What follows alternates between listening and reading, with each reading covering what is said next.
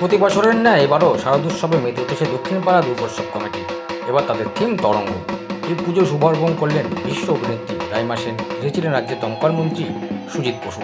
এই পুজোর প্রধান উদ্যোক্তা রাজীব চৌধুরী বলেন, এবছরে যা থিম হয়েছে আশা করি মানুষের মনে দাগ কাটতে পারবে।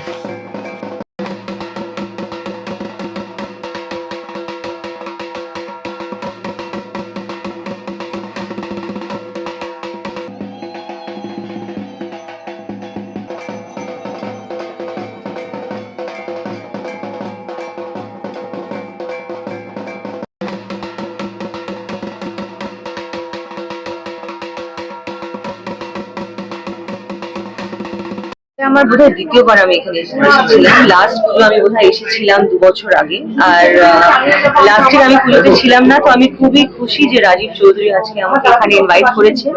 এর কাজের মাধ্যমে আমি প্যান্ডেলও দেখেছি, মূর্তিটা খুবই সুন্দর। Thank you too. আজকে আপনি এখানকার মানুষকে কোনো বার্তা দিতে চান দুর্গাপুজোর মতো, যেখানে অনেকে বলছে যে পুজোতে তারা থাকতে চাইছে না, এখানে এত বড় পুজো এত মানুষ। আমি অনেক শুনেছি যে পুজোতে কেউ এখানে থাকতে চাইছে না, কিন্তু যা জ্যাম আর যা লোকগুলো রাস্তায়, সবাই তো বেরিয়ে এসেছে পুজোতে।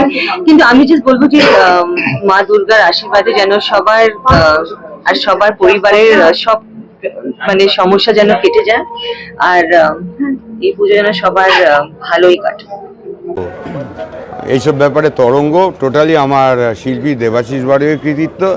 আমি যে দেখো, আমি নট শিল্পী, আই এম নট আর্টিস্ট, সেই জন্য থিম নিয়ে আমি বেশি কিছু বলতে পারি না। শুধু আমি আমার শিল্পীকে বলেছি, তুমি যেটা ইচ্ছে করো। শিল্পী যখন আমার সাথে ডিসকাস করেছিল, তখন আমি বলেছিলাম তুমি যেটা ইচ্ছে করো, যত দূর অবধি যাও, যতটা ভালো করো, আমি আছি, আমি ব্যাকআপ দেবো যেভাবে হোক, বা ইউ ক্যান কুক।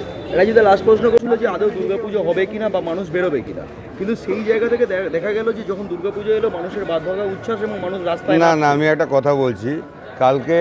কালকে রাত্রে আমি প্রায় 3টে অবধি ছিলাম, আমাদের কাজ চলছিল।